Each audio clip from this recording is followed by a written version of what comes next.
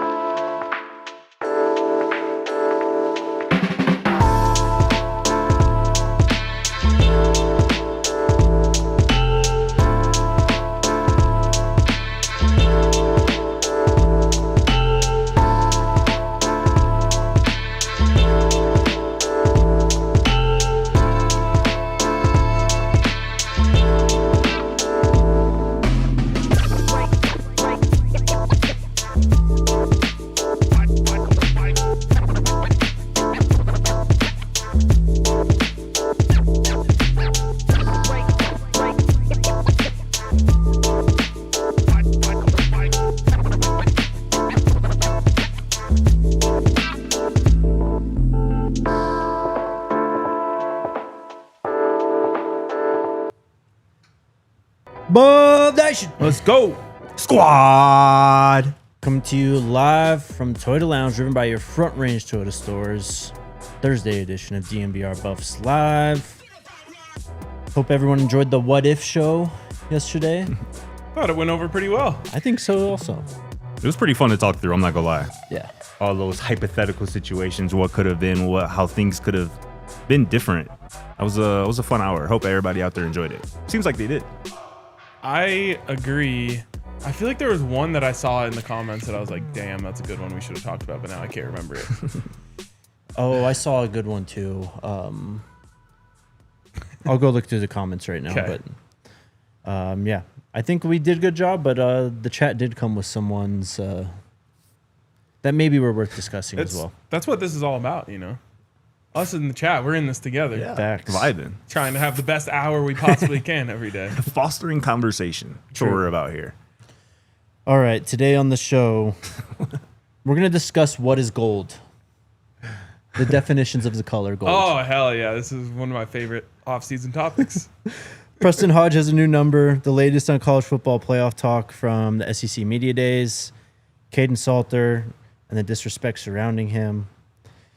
But we start today with Colorado's running back room. We have a new offer that we will get to here shortly. But DeKalon Taylor and what we've seen from the Buffs a bit in the player-led practices so far, the Buffs got some explosion back in that running back room. Not just, long runs. Mm-hmm. The passing game coming out of the backfield could be a major factor for this team moving forward. Some real electricity in that backfield. In the form, I think, of DeKalon Taylor.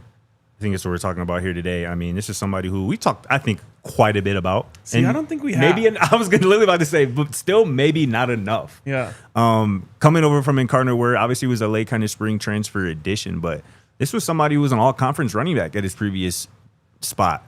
This is somebody who is an all-conference kick returner as well. Like, this dude has big play ability, real juice, and I think we have a video of him at Colorado PLP's player-led practices, running routes out of the backfield, looking like a receiver, flashing the big play speed. And just, again, like you mentioned, his explosiveness is really something that I don't think this running back room had last year. Mm-hmm. And if they did have something like it the year before, it was in the form of Dylan Edwards, who was obviously a very explosive player, still is a very explosive player. So DeKalon Taylor, again, he might not be the leading rusher at season's end, but he's going to be an impactful player, and I think he's going to be on a short list of guys that I would add that could very easily be a fan favorite by season's end. We did a what if yesterday. What if Dylan Edwards never transferred? Mm-hmm. And my favorite kind of part that you brought up in our deliberations, Scotty, was, well, Dylan would still be here this year if he never transferred. Yep. It's not something we had really thought about with some of the other what ifs. I think they might have him. They might. I think they might have him in DeKalon Taylor. And they might have actually gotten a player who's a little more polished, straight running the ball. Yeah. But brings a lot of the same things to the extra parts of the running back game when it comes to going out of the backfield or catching a slip screen and things of that nature. So I don't know who would win in a one-on-one straight-up race. Right. Dylan Edwards is obviously true track speed fast, and I think track Trackhawk, He's as there in the name, Yep. is as well. But I don't know if all that matters as much as just like you're getting a really experienced player who really knows football, Yeah. who also has some of that dynamic ability that you were missing last year when Dylan did leave. Who's also used to carrying the load, too. I think that's a big thing, especially at that position. Somebody who's used to touching the ball 15, 20 times a game Yep. and being used to being counted on to really produce offense. Here's a clip that we're kind of mentioning here. It looked like some type of wheel right out of the backfield, that first clip. A check down here. I mean, just Little jitterbug. fluidity in his movements in and out of cuts. I mean, there's the wheel right there. I mean, this is somebody too, right, who is, I think, a running back on, on paper, but this is just a true weapon, like a versatile weapon. Yes. You think about him game plan wise for opposing defenses, it's going to be linebackers and safeties trying to guard that in space. Matchup nightmare. A matchup nightmare, a walking mismatch is what DeKalon Taylor is going to be. And I'm excited to see how they deploy him.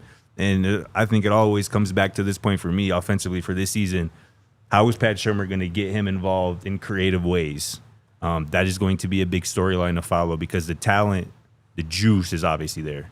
Have we ever even completed a wheel route to a running back in the Coach Prime era? Can't remember one.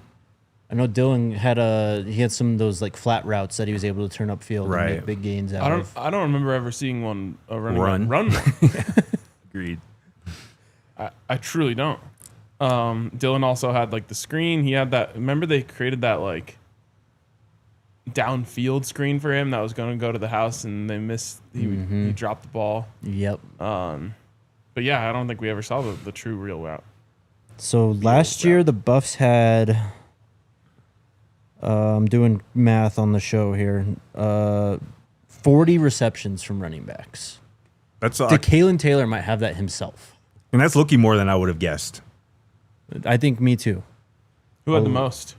Dallin had 17. Yes. And then Isaiah was right behind him, I think, with like 11. Yeah.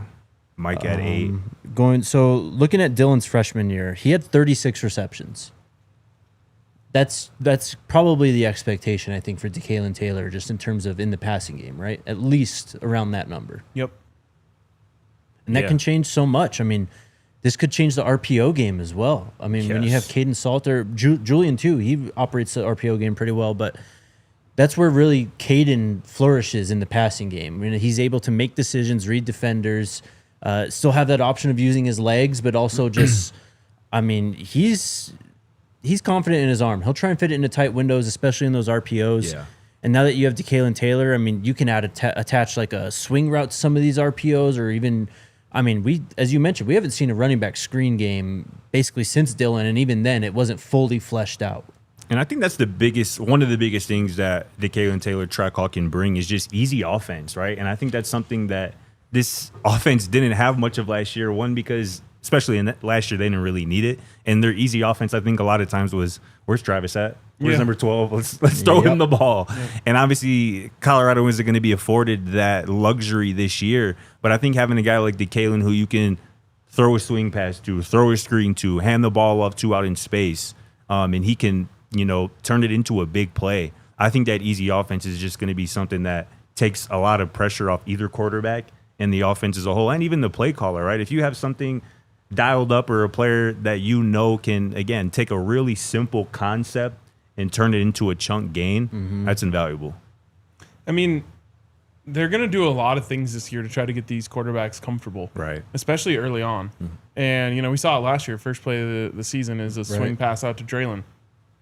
I think you're going to see that play a ton. Yeah. DeKalon Taylor's lined up in the backfield. He runs out in motion, and you have either a pass to him. Maybe it's a decoy. You have something behind it. Maybe it's even a quarterback draw for Kaidon Salter, which, as Buffs fans, we know all about the quarterback draw. Yep. So there's a lot that you can do with him, and he has the speed to put a lot of stress on whatever defender in whatever defense is going up against him. I'm super, super excited to see how they can use him. And dare I say, I believe in Pat Shurmur to figure it out. I think, he's got so much weapons to work with. Like, theoretically, it should be kind of simple. Like, DeKalon's the type of player that you just throw a simple swing route and you Could turn into a touchdown. Could be just a 20-yard gain, a first down. Like, Well, think about the bodies that you can have out there blocking for him. That's where I was Exactly. about to go. Exactly. At receiver, yeah. Well, and Dre out there, Yes. big body. Hakeem, big bodies out there Sincere, like, for sure. truly build a wall. Like, put trips out there, throw it in behind him, and let those big wide receivers maul. nope. So yeah, he obviously brings something that we didn't have last year. Dylan brought that 2 years ago, so it'll be exciting to get that back. There is a exciting new offer out there as well from Coach Prime, Marshall Faulk, and the Buffs. A few days ago, Colorado offered 3-star running back Amante Martin out of Memorial High School, Port Arthur, Texas, 5'11 and a half, 185 pounds. High-ranked 3-star, 819th overall player, 53rd ranked running back. Been committed to TCU only about 2 weeks now. But Colorado obviously saw something that they liked and I love that. sent the offer in, and who knows? I mean, it's another Texas kid, another Texas speed kid with DeKalon. Kaidon's from Texas also. Yeah. A lot of Texas connections Quentin on this Gibson. Colorado football team. Quanell. Oh, yeah. So the Texas pipeline is back. I kind of love, and this might not be the most accurate word, but it's just the word that comes to my mind. I kind of love the arrogance of this Colorado football staff, recruiting staff. This kid just committed somewhere 2 weeks ago to a school in our conference. No matter. We're going to offer you. Yep. They said, you want to go to the Coldplay concert? For real. No, I mean, I love that. And this is a talented kid. And I think it's kind of like hidden gem territory, right? Because I think if you look at his offer list, it's not overly impressive. Obviously, he has the TCU offer. He has offers from Houston, Tulsa, where This actually is a good offer list. No, it is. It's solid. Tulsa is actually where his brother is an assistant coach. Amante's brother was actually a former running back at Auburn. Offers from Kentucky, Cal, some of the others there. I think this is kind of like a hidden gem. A true 3-star, at least on 24/7 Sports, but 5'11", 185 pounds, really productive, playing down there in 6A, down there in Texas. And I told Jake this yesterday. Amante Martin's running style kind of reminds me a little bit of Alton McCaskill, like kind of like that upright kind of running style, really still elusive, and just runs a lot more tougher and physical than 5'11", 185 pounds might dictate. So I really like this offer. And I think also, too, a school offering a player this late in the cycle, I think, to me, makes it seem like there's at least some mutual interest. And again, we've talked about the Texas connections, him being down there.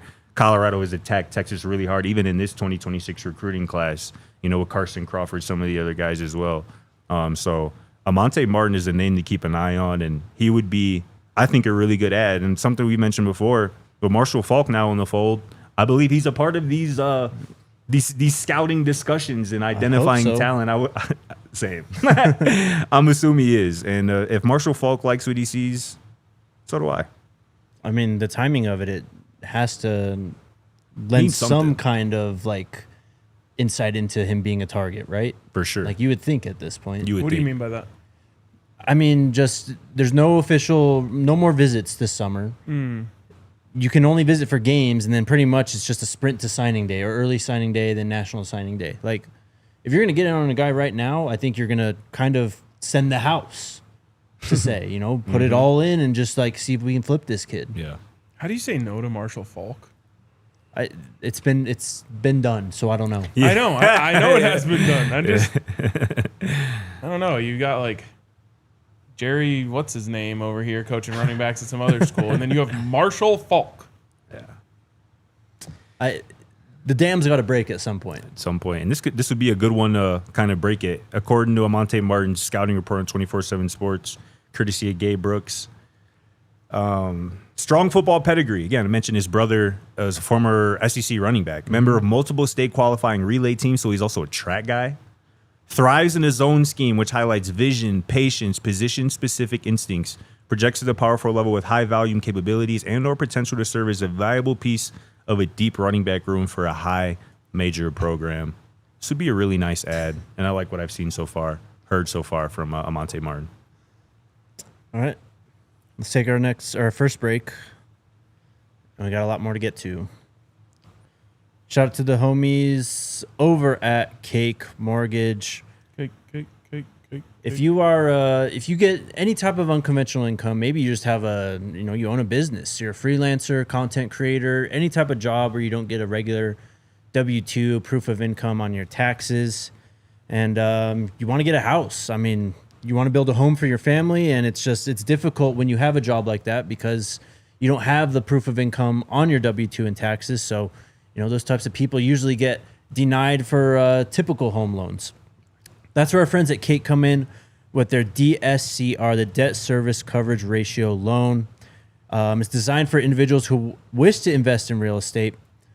It's calculated by dividing the property's monthly rental income by its monthly mortgage payment, making things easier for self-employed and investor clients who are creditworthy but misunderstood by traditional banks. Cake makes getting a DSCR loan simple and fast based on cash flow, not paperwork. So hit them up. Click the link in the description to get started. If you've always dreamed about owning income property or you're building your real estate legacy, call 1-800-EAT-CAKE or head to the link in the description because life's better with Cake. Cake Mortgage Corp. Equal housing lender, NMLS number 1734623, licensed in Colorado by the Division of Real Estate. Terms and conditions apply. As the great philosopher Ricky Bobby once said, if you're not first, you're last. Facts. And that's why I love First Bank, because they are first. They are. And they're a bank. So shout out to our friends over at First Bank. Whether at home or on the road or somewhere in between, First Bank makes banking easy, convenient, and secure. Their mobile banking app allows you to check balances, pay friends, and manage your money anytime, anywhere. And here's the best part. You can open a new account right now with First Bank and get up to $300. First Bank is all about helping you stay on track. So if you're ready for better banking and the chance to earn a little extra, head to firstbank.com/bonus. Or sorry, that's firstbank.com/bonus to open your account. Bank how you want, when you want, with not second, not third, but First Bank. Member FDIC, certain restrictions and requirements apply. All right. Let's talk quarterbacks and Kaidon Salter.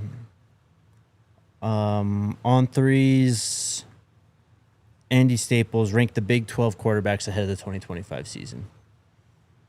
Why are you smiling? Andy Staples, I just heard that name, so I know where we're going. known Colorado lover. Who do you think is number one? Sam Lovett. You are correct. The darling. What place do you think Kaidon came in? It's a top 10. Oh, wow. Unlisted. He is listed. It's a really good guess, bro. But that is a great guess. Then I'll say 8. Spot on. Number 1, Sam Levitt. Number 2, Avery Johnson. Number 3, Devin Dampier. 4, Sawyer Robertson. 5, Rocco Beck. Robertson 6, at 4 is crazy. Kinda. 6, Josh Hoover. 7, Jalen Daniels. Oh, boy. 8, Kaidon Salter. Go ahead, Scotty. They got to stop this, bro. They got to stop this, dude. I really... Do you think maybe people are confusing him for Jaden Daniels? They're like, the name is just... Jalen Daniels is just a fire name. And I think maybe people are just intoxicated by how cool of a name it is. And they just have a vivid memory of what he did 3 years ago. That's exactly it. That's exactly what it. he did 3 years ago. People just cannot let go of that. I have no vivid memories reason. of anything that happened 3 years ago. This man threw 12 interceptions last year to 14 touchdowns. This man completed 57% of his passes last year. And he's a talented runner. He really is.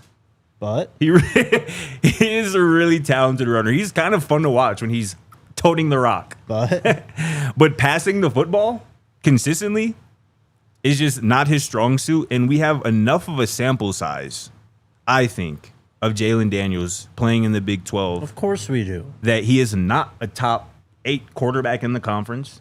He is not a top 40 quarterback in college football. But he is consistently put in those conversations because of what he did 3 years ago. He also And that's weird to me. He only averaged 4.7 yards per carry last year, too. But that includes sacks. It does, but like people think of Jalen Daniels, it's almost like they try and sell you Jaden Daniels, literally. Like, Yeah. he can do this on the ground, do it through the air. And it's like, well, he's okay at both. Yeah. I mean, I think I like Jalen Daniels better than the two of you, but he's getting overhyped still. And I really thought last year would have taken that out because Kansas actually had a good football team last year. They had a lot of pieces. They beat some really good teams. They did. They were terrible at the beginning of the season, which made everyone think they were terrible all around. Mm-hmm. And why were they terrible at the beginning of the season? Because Jalen Daniels sold Every game after game after every game. week. And to the point where, did they bench him, or they at least got very close to benching him at some point? Maybe they benched him mid-game and then brought him back for another game. But like, I thought after all that, the hype was over. But the other thing is, like, he's been around for so long that people really value the experience there and think that maybe he can get back to that 2021 form? 2022. And here's my thing too. I feel the same, or I feel similarly about Lance Leipold, Kansas's head coach. He has had one winning season at Kansas.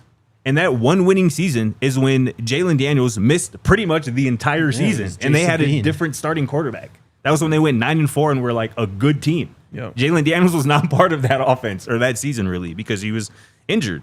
And he came back last year and they went back to being a below 500 team. And that's what they'll be again this year if he plays most of the season. And I just don't get it. And there's no Devin Neal to lean on this year. Precisely. Nope. But they got a new stadium though. They have that. I wish we were playing there this year instead of last year. So we don't have to go to that shithole Arrowhead. Kaidon is ranked ahead of Baron Morton at Texas Tech and Brendan Sorsby at Cincinnati. That's it. And then everyone else who wasn't listed, obviously. But yeah, they're basically saying he's a middle-of-the-road Big 12 quarterback. Yeah, I mean, there's a huge variance of opinions on Kaidon Salter. Yep. I've seen some people say that they think he could win the Heisman Trophy. Mm-hmm. I've seen other people say that he's not even going to play. So it's, there's a big gap there. And I'm excited for Kaidon to get his opportunity to prove that he's closer, if not the top end of that. But I've said this before, and I'll say it again, and I'm not defending Andy Staples here, but just discussing the narratives. I really think the fact that Colorado has two great quarterbacks on the roster is actually hurting them in these conversations. Yeah, probably. Because people don't even know, like, they're almost like afraid to say, like, Kaidon Salter's a top 4 quarterback in the conference, and then he doesn't even start week 1. Yeah. And so I almost think it's a great thing for Colorado, and none of this bullshit that happens in the offseason matters anyway. But I do think that people don't know what to do with the quarterback room because of the competition. Yeah. And I don't know if this certainly isn't a 1-for-1 comparison, but people didn't do that going into last season with Quinn Ewers, with Arch Manning, who everybody loved behind him. It's true. I guess people maybe didn't really see that as a true competition, but I know some people did. Some people thought Arch should have been out there, but that really didn't impact how people perceived Quinn Ewers going into last season. He was looked at as a top 4 or 5 quarterback at worst, I think, in college football going into last season. Yes. And this is not fighting just with people about him versus Shedeur. Exactly, bro. Exactly. And this is not just an Andy Staples on 3 thing either when it comes to what I think is some Kaidon Salter disrespect. The Athletic ranked their top 40 quarterbacks in college football heading into the 2025 season. Their top 40. They had 10 quarterbacks in the Big 12 Sheesh. in their top 40. 10. Quarter of them. None of them were named Kaidon Salter. It's crazy. This is in no order. Rocco Becht, Noah Fafita, Josh Hoover, Sam Levitt, Brennan Sorsby, Sawyer Robertson. Becht, best quarterback in the conference? Where was he on that list? Again, this is not in order. This is not in order. This is not in order. He was 5th. Devin Dampier, Avery Johnson, Baron Morton, and Jalen Daniels. 10 quarterbacks the Athletic has in their top 40 in the Big 12. 10 of them that play in this conference, and none of them are Kaidon Salter. So that means Andy Staples is higher on him than them. That is exactly what that means. Somebody who in Kaidon Salter, We don't like the Athletic. Right, yeah. They've been on that bull junk. Fact, period. Simply. But this is somebody in Kaidon Salter. I brought up this stat, like, nobody over the last 2 seasons, returning quarterbacks have more total touchdowns than Kaidon Salter. The only person who has as many touchdowns returning in college football this year is Cade Klubnik, who is, on leading the top 5 preseason team in college football this year. Looked at as, I think, probably a Heisman Trophy favorite. Kaidon Salter has been ultra productive. Yes, it was at Liberty, but I've seen Shedeur Sanders play at a lower level, come up to Colorado and blend right in. I've seen Cam Ward ball out an incarnate word and become the number 1 pick in the NFL draft. Well, and to double down on that, you might say, well, Kaidon hasn't done it at Power 4. Well, who's number 3 on that list? It's Devin. Devin Dampier. Exactly. And Who was in a dogfight with Wyoming last year yeah, at New Mexico. that's what I was going to say. And I don't think there's any difference between where Liberty's playing and the Mountain West Conference. Nope. Liberty's probably played better teams than what New Mexico's had to play, honestly. Probably. If you can play, you can play. Period. Especially in today's landscape. And again, Kaidon Salter is not new to this, bro. This was a Texas high school football star. Committed to Tennessee. Top 100 recruit. Out of high school. The former G5 Player of the Year. Conference MVP. 66 touchdowns over the last 2 seasons. This is his final year of eligibility. He's going to make some noise. People are asleep. I'm just over it at this point. Just wait until they get on the field. These people, obviously, it's the same thing for 3 years, man. They don't care what's actually going on football-wise at Colorado. They just want to get their takes off and shit on the program. 42 days away now? 43. 43 or 42, yes, I think. 42 tomorrow. You're right. 43, that's Jordan Dizon, There you go. friend of the program. Anything else on Kaidon before we move on? I don't think so, man. Real quick, I wish just one person, one national guy, had the cajones to put both Kaidon Salter and Julian Hell Lewis yeah. on their list. Facts. Because I think they both could be and potentially should be. Yep. I think it's I mean, again, if you just went top to bottom, like ranking literally starter to the last kid on the team, Colorado has one of the most talented quarterback rooms in the country. Just with throw Staub in there, Kaidon, Julian, and Staub. Mm-hmm. I mean, seriously. Yeah. It's fantastic. Yeah. They'll learn. We'll see. All right. Let's do the Chargers thing, actually, and then we'll talk playoffs on the other side of the break. What is gold?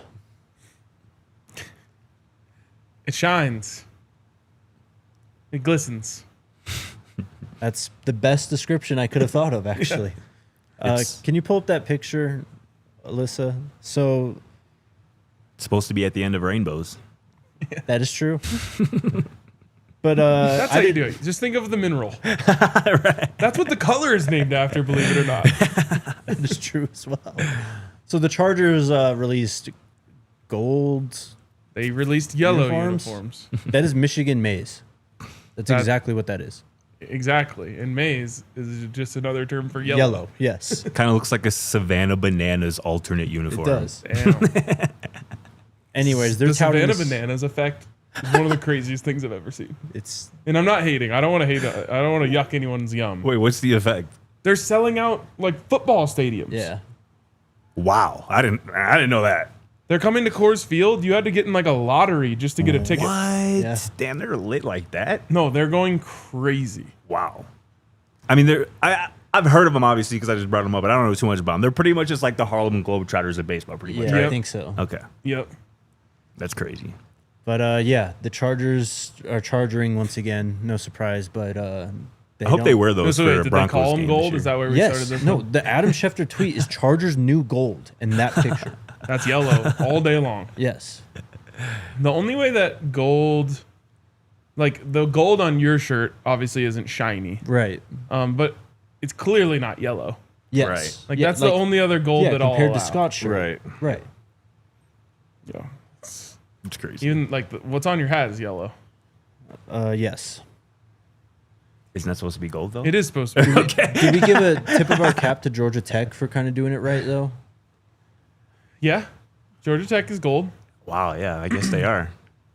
Oh yeah, I mean we're in a alliance with schools that use real gold. I got to admit, we talk shit about you at UCF all the time. When they were walking around to media day, I was like, yeah, those uniforms are gold and they're clean as hell. Yep. What's Georgia Tech's secondary color? Is it? It's like a navy blue. Yeah, Okay. navy blue. UAB's got a little bit of gold. We got to stop with the gold imposters. Learn your colors. We all went to grade school. It's not that hard. ASU's one. They call that maroon and gold. Nah, they're the Sun Devils. The sun is yellow. You are yellow. All right, let's take our next break. Shout out to the squad over at Empire today, man. I think the University of Colorado football team has one of the best home field advantages in all of college football. The friendly confines of Folsom Field just make for an electric atmosphere and I think gives the home team just an extra advantage. And you should have something similar to that in your own home. A home floor advantage, if you will. And Empire today is the exact place that you can get something like that. Why? Because Empire today lives and breathes flooring, and they will be with you every step of the way. It's a whole different ball game at Empire today. Their flooring experts can bring the showroom right to your home. You can pick the right flooring and the right colors for your space so you can see how it looks with your furniture in your house. You can get precise measurements taken and have all your questions answered so there are no surprises. With Empire today, you get clear, you get upfront and all-inclusive pricing. Plus, you can schedule installation as soon as the next day because don't nobody like to wait. Schedule a free in-home estimate today because some things are just better at home. DNVR listeners can receive a $350 discount when using promo code DNVR. You heard that right. $350 discount with code DNVR. Restrictions apply. Visit Empire today/DNVR for full details. Shout out to Empire today. Ivan, you are right. Notre Dame did it right. They call themselves the Golden Domers. That is definitely gold. Whoa. That's just what they call themselves. You're right. You're Met right. a couple of them. Dorken, go stand outside and tell me what color you see, bro. Bro, fighting over the color of the sun really just sent me. I don't know why. That's why. Shout out to our homies over at Fanstake. Cool new platform that allows you, the fans, to directly invest and contribute to the current success, and future success of your favorite college football team. Here's how it works. Download the app, sign up on the website with the code DNVR. You'll get $25 in free credit. No credit card required, no strings attached. And you want to stake a player. The portal's closed right now, so find whatever recruits are on there, or just go to Colorado's roster and you can stake whatever players they have on there. Jordan Seaton, Quentin Gibson, Julian Lewis, all those guys are on there, and try and keep them with the Buffs. If the player does end up signing with the school, which obviously the guys on the roster are signed, they're eligible to sign an NIL deal with Fanstake and receive their pool of stake money. So hit them up. Again, you get a free $25 credit, no credit card required or strings attached. We're encouraging everyone to join us in staking Quentin Gibson, Q for 6. Keep the Texas speed coming in to the program. Click the link in our description, scan the QR code, or just head to fanstake.com. Use promo code DNVR to help keep Quentin Gibson with the Buffs. Real quick, according to NASA, the sun emits strongest in the green part of the spectrum, Oh, but it also emits strongly in all of the visible colors, red through blue. So it's actually every color, which might explain rainbows. Wow. That actually makes sense. look at us just learning here on the DNVR Buff Show today. Learning together. Let's talk playoffs. Can I talk about a couple things before we get to that real quickly? Yeah. Recruiting wise, Colorado's been pretty hot on the recruiting trail here in July. 5 commits in the 2026 class. We got an update courtesy of 24/7 Sports on the number 1 ranked recruit in Colorado. Our guy T.I. Tufanua Ionatana, right here in Cherry Creek. Well done. Right? That was kind of fire. I've been practicing a little bit. You feel me? He, 10 out of 10. a couple weeks ago, released his top 5 that included Colorado, North Carolina, Oklahoma, UCLA, and Washington. T.I. is going to make his decision by the end of the month. And here's what he had to say about Colorado. I have a really good connection with them. The coaching staff over there has really showed the love for me, and I mean at the next level. That's really half of what I'm looking for, is just them working to develop me. I think out of all those schools, they showed a lot of love. I mean, like having a couple legends coach, just being in that environment just helps. It definitely helps your confidence as a player. On my visit, I asked questions about in-state recruiting, and they said they're moving towards in the future recruiting in-state players first, because, I mean, they're right there. T.I. likes where Colorado's coaching staff is at and how that could potentially help him get to the next level. Obviously, Colorado's in his top 5. Decision is coming soon. This will be a massive ad, I think. Potentially maybe the one I might be most excited about. One, because this is the number 1 recruit in the state.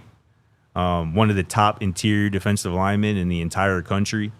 And just a dog. So keep an eye on T.I.'s commitment. Could be coming here soon, and it could very well be Colorado. How about We're gonna have to bring him out. I understood that. I'm dead. Bring him out, bring him out, bring him out. This was tweeted 8 minutes ago. Oh, Lord. Zion Ely, the number 1 recruit in the country, the Maryland commit. Did he decommit? No. Oh, Relax. He plays edge, right? Right. He just tweeted out, I will also play wide receiver in college. What? Where else can you go play 2 ways with free reign? Lord Jesus. If you can do it, you can do it at Colorado. Yeah. And he was working out with Jordan Seaton earlier this offseason, correct? Seaton. They offered him semi-recently as well. Wow. Please. Isn't that what Nick Harbor was trying to do? But they've just got him just focusing on one side of the ball. Yeah, he's playing wide receiver now. It's the thing, man. All these other coaches will tell you you got a chance to play both ways, and then when you get there, they're just going to lock you in. Yep. It's just like Steve Atwater told me he played quarterback in high school, and he was like convinced that he was going to be a quarterback in college. Wow. And so he was being recruited by Lou Holtz to Arkansas. And he's like, yeah, like you can come here and play quarterback. And he's like, I got on the field first day, and I was easily the 5th best quarterback on the roster. And he was like, yep, you're going to redshirt. You're not going to be able to travel to the games. He's like, but if you want to play safety, wow, we'll put you on the travel squad your first year, and you might even get some playing time. Wow. It's just like, yep, okay, I'm in. So it's a legend right there. We'll see. If Colorado gets him in for a game this season, the alarm bells, warm them up at least. I'm not saying to sound them, but get ready. In the latest example of how commitments nowadays just don't mean what they used to mean, I know you saw this, Jake, yesterday. 4-star safety Jordan Deck, Colorado target this summer, has flipped from Baylor to Michigan yesterday. Mm-hmm. He had been committed to the Bears since June 24th. It is July 17th. That boy spent about 3 weeks committed to the Baylor Bears and is now a Michigan Wolverine. So things change and move very quickly nowadays. I remember seeing this thing. It was like a recruiting weekend at Baylor one time, and they like put up this a sign like in the locker room that said like restaurants coming soon, and it was like Chipotle and like Chick-fil-A, and like that was what they were like hanging their hat on. Oh, Like man. soon we're actually gonna have a Chipotle and a Chick-fil-A. That sounds like where I grew up. Yeah. Labeling those places restaurants, I feel like is very like. Put some respect on Chipotle's name, please. I mean, I love Chipotle. I had it this week. But again, calling those two places in my mind, I don't know. When I hear a restaurant, I think of some place like you finna sit down and like a waiter finna come, server finna come to. I don't know. That's just. I just don't want to live anywhere where having a Chipotle is a crowning achievement. Yes. I swear, I agree. Chipotle's a fine establishment. Put some respect on their name. See, that's what you should call it. An establishment. That's not a restaurant. No, that's an establishment. There it is. It's a restaurant. A restaurant. All right, college football playoff. There's a lot to get into with this. I guess we'll start with this. So I don't know. I don't think the Big Ten has had media days yet. I don't know if you guys know. No. But the SEC ones are going on this week. So there was a report yesterday that came out. Brett McMurphy reported the Big Ten will not back off its preferred college football playoff format, guaranteeing the league 4 automatic qualifiers unless the SEC decides to add a 9th conference game. So the Big Ten is trying to put some pressure on the SEC, play the same amount of conference games like everyone else. Look at the Big Ten not just simping for the SEC. Thankfully, yes. Bro, it don't matter, bro. The SEC's still not folding. Well, I mean, then The thing progress is, is halted. no one has any leverage over the SEC. Exactly, and they know that. Yeah. Here's the thing with the SEC, though, real quick. Wouldn't they make more money with more games? That too. That's the one that confuses me. They Usually wanna- that's the end-all, be-all. They want to have their cake and eat it too. You built this damn conference, bro. Play the teams that you built the conference out of. Why are you like scared of your own conference? It makes You no have to play sense. the hardest Yeah, schedule. We that's- deserve Yeah. an That's extra their week argument. off. That's a chicken shit argument, honestly, is. bro. It's a chicken shit conference. It's driving me crazy right now, though. It's like you can't constantly claim you're the best conference and, oh, look at us, puff your chest out, and then go, no, we're too difficult to play against. We only have to play eight conference games. Best idea I heard at Big 12 Media Days came from a media member who was probably parroting something that he heard from someone else. But he said every year you get a random draw of 3 teams from the other Power 3 conferences, and that's your non-con. Yeah, that's Sure. I love that. And then Of everyone course. plays 9 conference games. Yeah. Yes. It just sounds too simple to put it into actual practice, apparently. Let me ask to play devil's advocate a little bit. Let me ask you a question here. Okay. Would you rather play 8 SEC teams or 9 ACC teams on your schedule? I mean, of course, you'd rather play 9 ACC teams, but I don't. the thing is, the SEC is. Dude, you have to get 6 wins to be bowl eligible. You can have 4 just out of non-conference cupcakes. Yeah, exactly. And then you I think I beat- would take the 8 SEC teams. And then you beat a Mizzou team and then like a down Mississippi State Or team. Vanderbilt. Yeah. Yeah, and you're going to a bowl. Like, Yeah. congrats.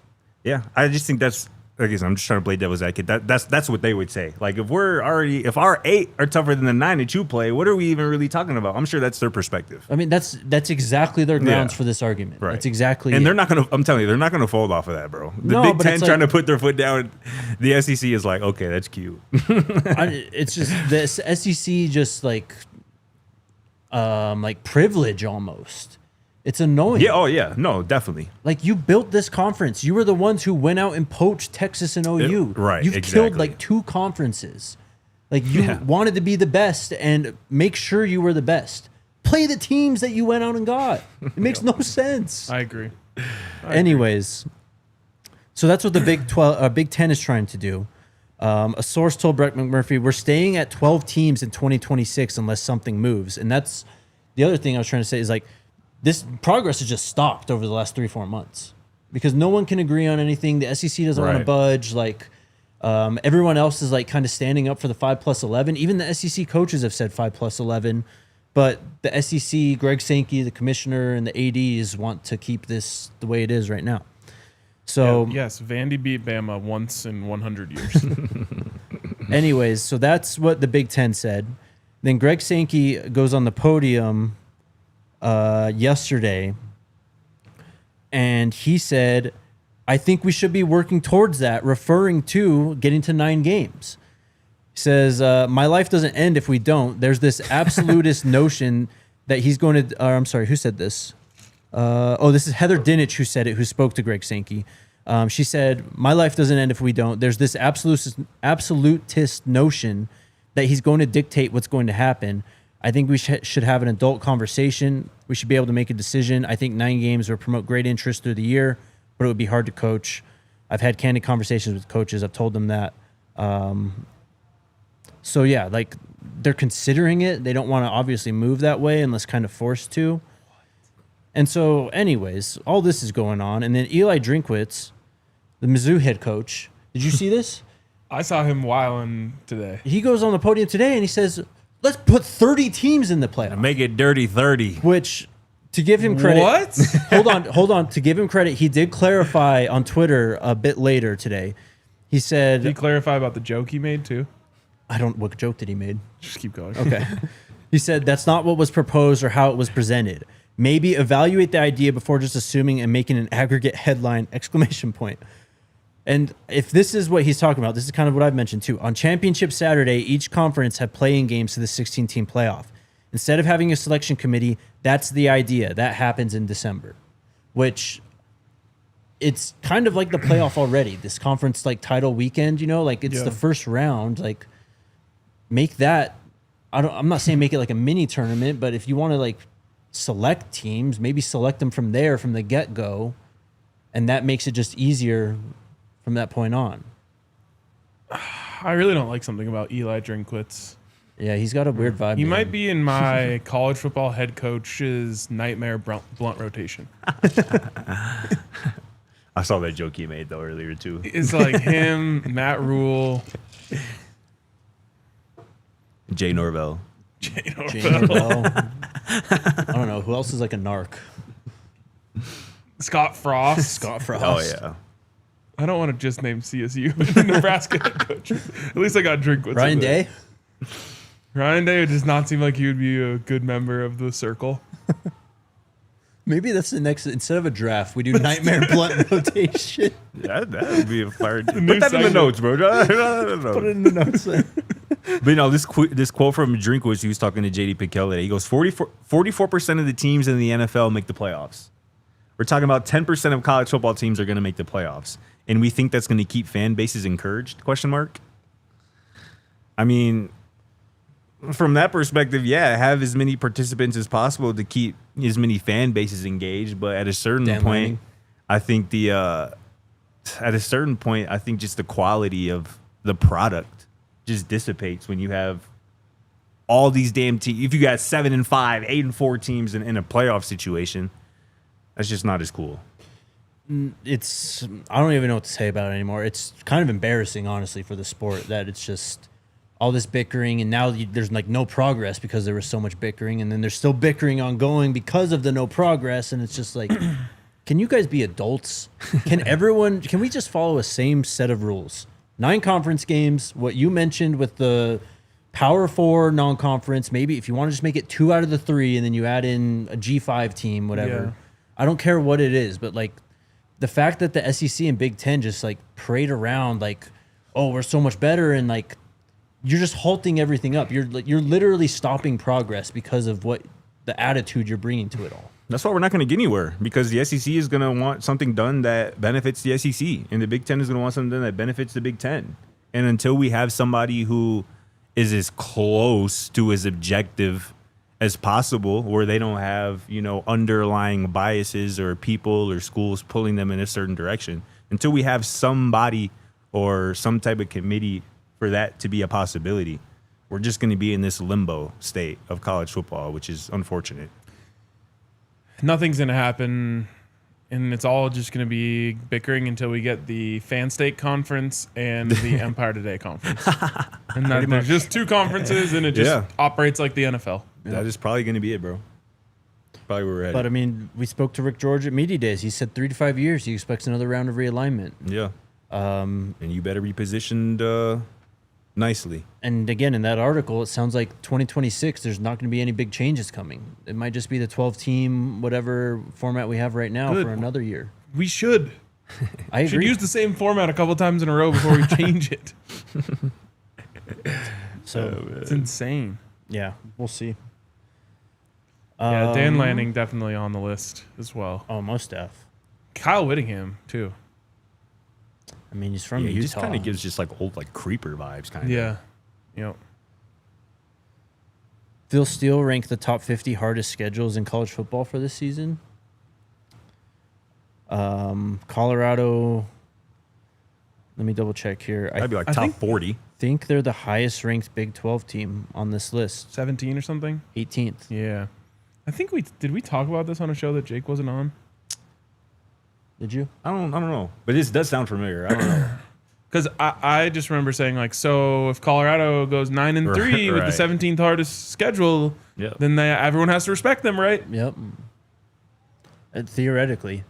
But this is, I mean, not to go back to the playoff stuff again, but like Bird says, bring back the BCS. And this is part of what I'm saying, where it's like kind of take a little bit of power out of the committee's hands, put some more structure into the selection process, whether it's another poll, an analytic, whatever it is, something that consistently ranks strength of schedule. You do realize that if we go back to the BCS in 2025, it's literally going to be the Grok playoffs. But I'm not saying like completely go, like just, I don't know what it is, 75-25, 66-33, just like there needs to be like a strict, like, not even saying it's a computer, but like a poll or something that like just kind of helps like stabilize everything, where yes, of course, like opinions matter and there needs to be discussions and head-to-head matchups that needs context and stuff that only a human can provide. But like, if you just have a straight strength of schedule like metric and like a straight 1 through 25 metric, and maybe that counts for 25% of the poll, I think that would help. Updated every week, right? Yes, that would help kind of just bring just something that the committee can point to. Well, in the poll, Right. like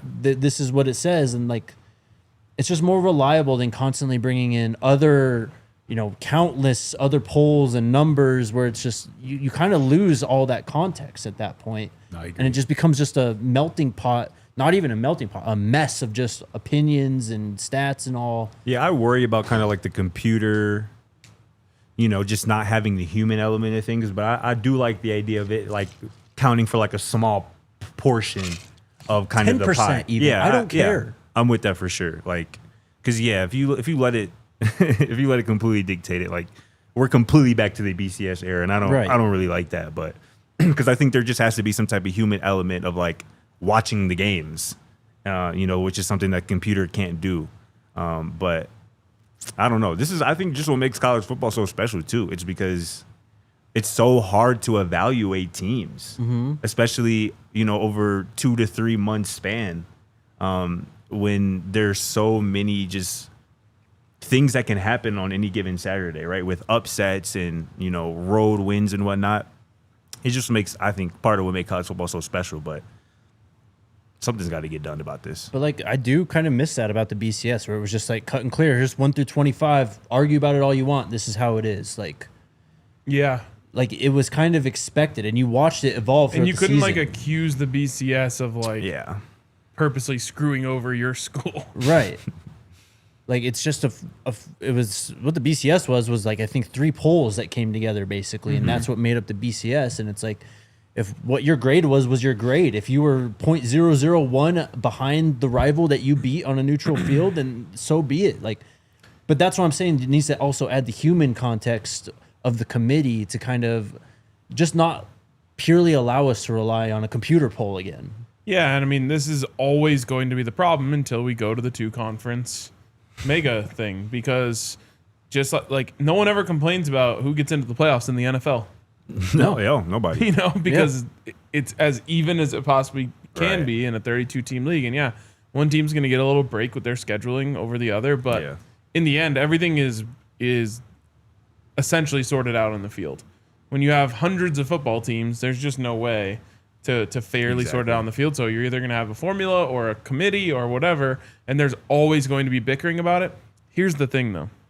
The bickering about it is good for the sport. Right. The That's what I'm saying. That's what conversation makes that it drives special. the sport Yes. about the playoff, yes. Yes. And that's why there's no there might not even be that much of a vested interest in getting it right. It's just about keeping it interesting. That is Yeah. true. Yeah. And I think that's Especially part of because the 12th team is never winning the championship. Right. Yeah, I mean, you had 2 teams who didn't get buys make it to the national title this last year, though.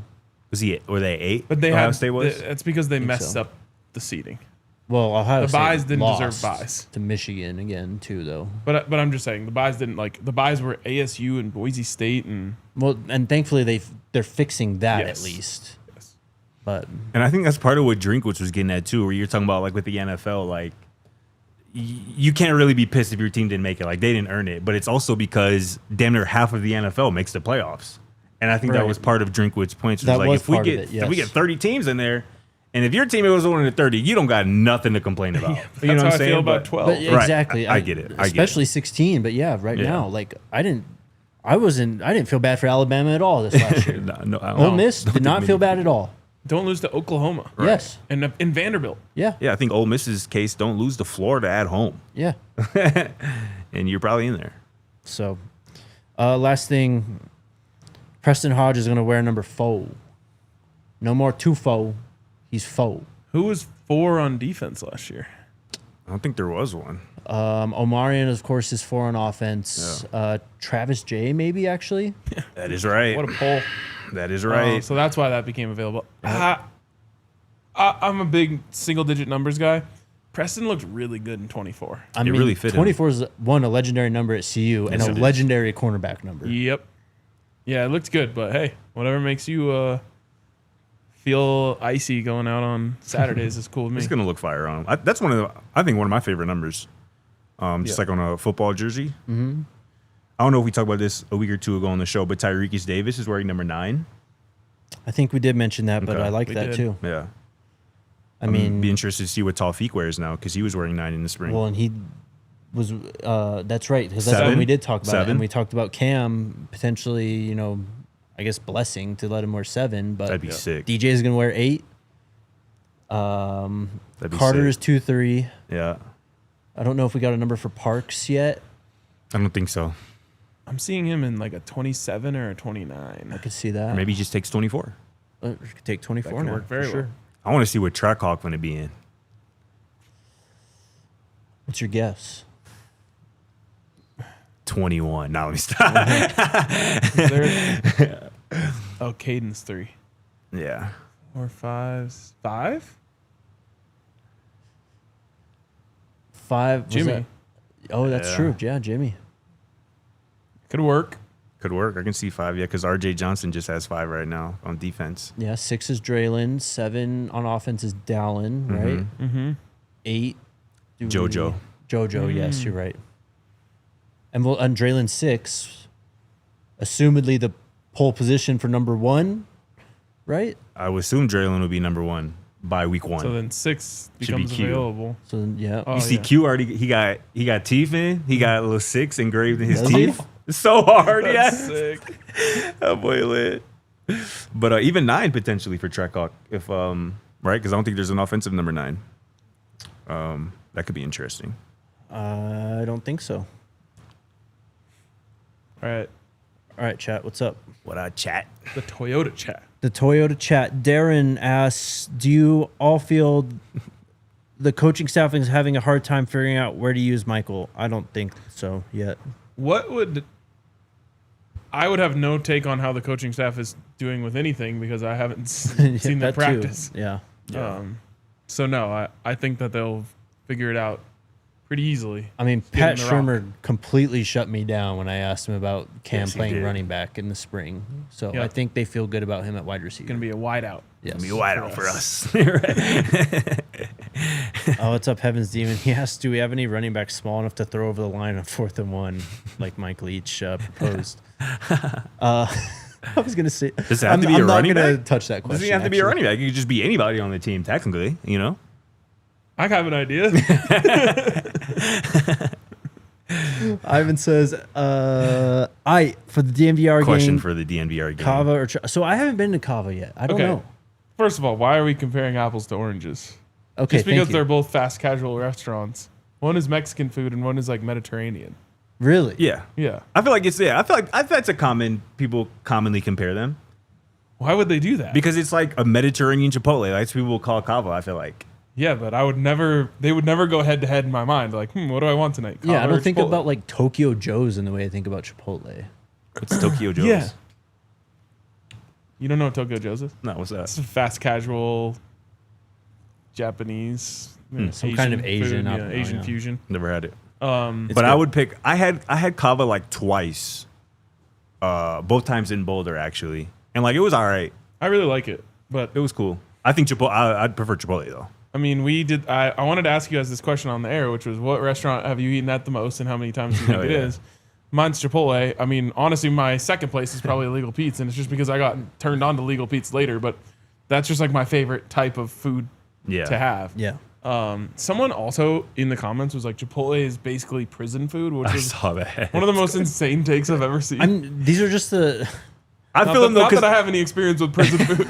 there are some locations. I'm sure y'all have been to bad Chipotle locations Yes, before. of course. But I Those might do be- exist, but mostly, yeah, it's. I fire. might be a little more reckless if that's what they're serving in prison. We're going to overtime. If you're watching on your TV, check us out on thednvr.com. We're going to wrap up the show there. Bro said actually prison don't sound that bad. Bro, I'm sorry. If you hate on Chipotle, you just don't like good fresh food. Someone said to me the other day, if you hate on Chipotle, you just haven't found your order yet. That too. Which yeah.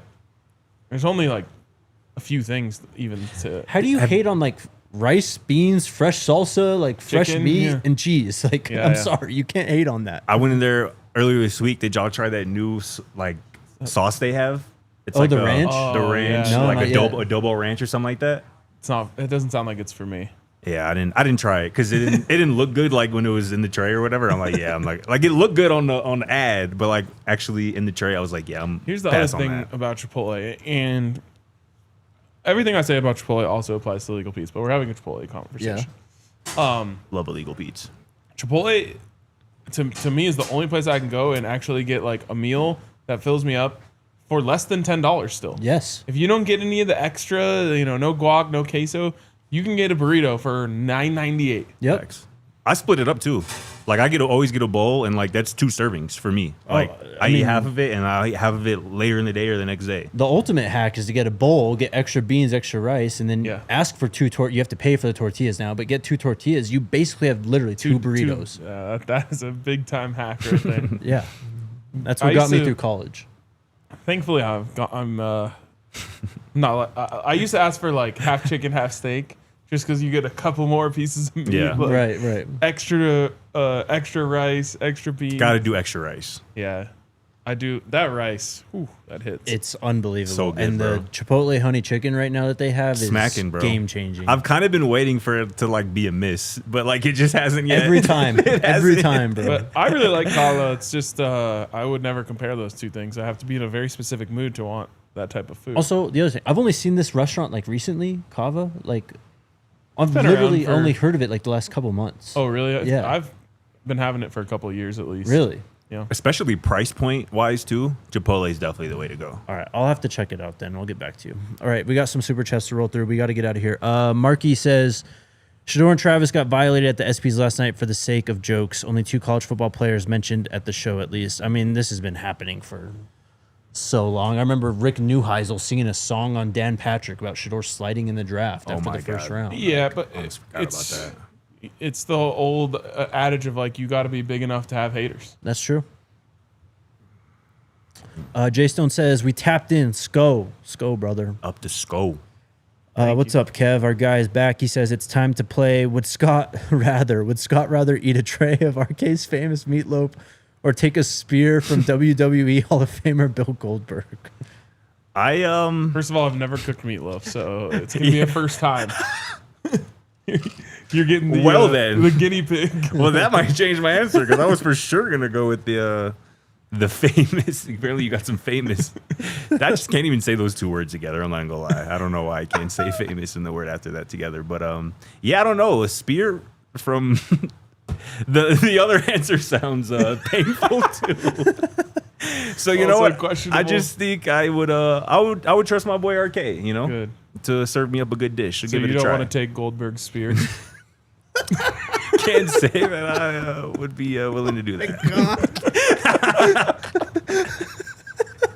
I think Kev put those 2 questions there on purpose because either way, damned if you do, damned if you don't. That got Jake good. I can't even read this guy's name. I'm sorry. The only dub ace says Sincere Brown number 9. I could see Yeah, that. I can see that too. I think that's what he wore at Campbell, right? He needs a single digit number, That'd be honestly. sick. Oh, that one's. Another super chat, or this is Trev says, the quadfecta is complete. Just met Scotty with my son, met RK Yes, at Spring sir. Game, and met Jake and Unk in Orlando. I tune in every day. Top tier podcast, people and crew. Took Highway 93 from Visit to Boulder yesterday. What a view. Let's So go, man. Beautiful. Just met my guy right before the show here in town with his son from Atlanta, Georgia. He's actually Sick. said he's from Colorado originally, live in Atlanta, Georgia now, visiting here this week. So shout out to you, my guy. Love it. Love that you've met everyone. Hell yeah. Yeah, shout out to him. East Coast Kev, one more time as well. With no says- Taco Bell slander either. And also No, yeah. nothing. There's no comparison there either. Yeah, there's really not. There's really not. Liv Moss. Let's go, baby.